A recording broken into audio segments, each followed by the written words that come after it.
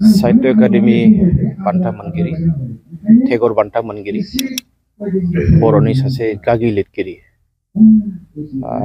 बिथांखौ गोसोखांनानै दिनै दुलाराय बर'फोरानो 5 डिसेम्बरखौ जोङो खन्थाइ सान महरै फालिदों आरो दिनै नैबे बाथाबारि खाथिनि बिथांखौ फबनाय जायगा लङिबाङि होनना बुङो बे जायगायाव दिनै जोङो मिरुयैनो जोंहा क'क्राझार जिल्ला बर' थुनलाइ आफाद आरो लोगोसे बेनि गेदेमा रायजो राजा जों जयैनो बे हाबाफारिखौ फालिदों।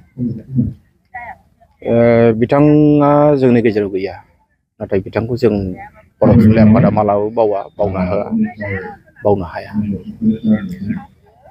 दिनै जों जि हाबाफारि लादों बे जोबोद थेलेबलेब हाबाफारि बिथांखौ फबनाय जायगायावनो जोङो बेखौ फालिदों आरो बेजों लोगोसे दुलाराय बर'फ्रानो गासैबो जायगायावनो गुबुन गुबुन हाबाफारिजों बे हाबाफारिखौ फालिदों।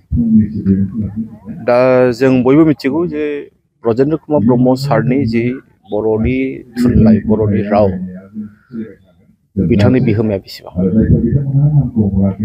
बिथां गेदेमा सुबुङा बारा खोथा बुङामोन बारा बाथ्रा बुङामोन नाथाय बिथांनि जि कलम बे कलमा गोबां बाथ्रा बुङोमोन आरो बे बाथ्राखौनो जों दिनै अराय सम गोसोखाङो सारखौ लानानै आरो बेखायनो जों दिनै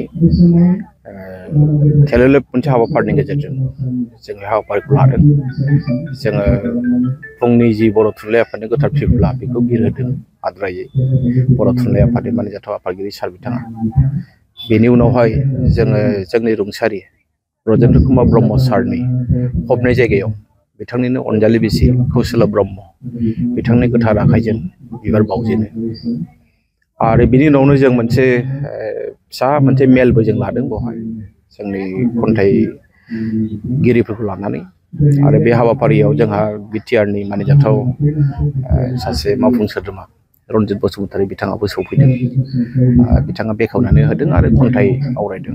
बर' कसारि वेलफेयार अट'नमास काउन्सिलनि मानिजाथाव मासिगिरि अनिल बसुमतारी बिथाङा बेसेबांबा गोजाननिफ्राय फैनानै बेवहाय बाहागो लाफैदों।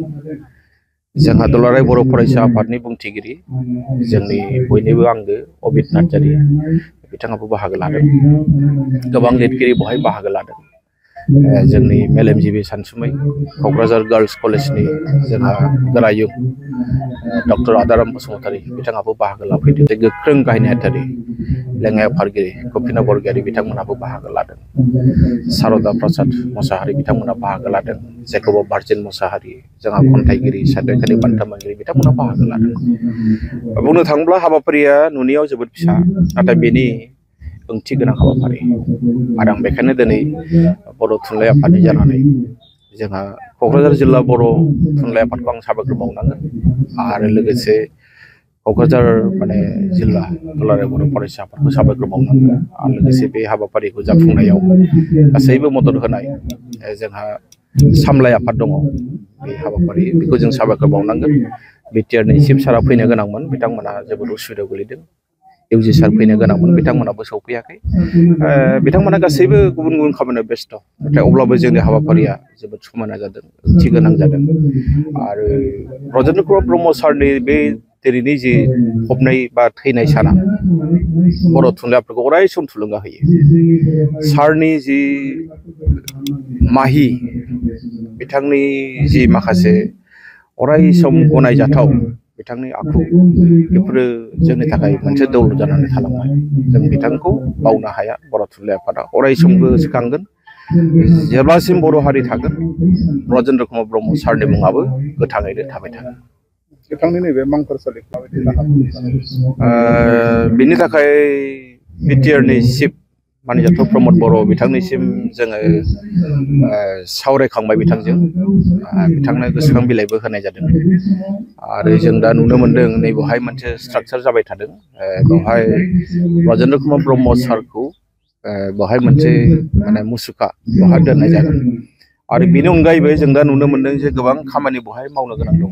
बे खामानिखौ फारि फारि मावगोन जों मिजिंथिदों।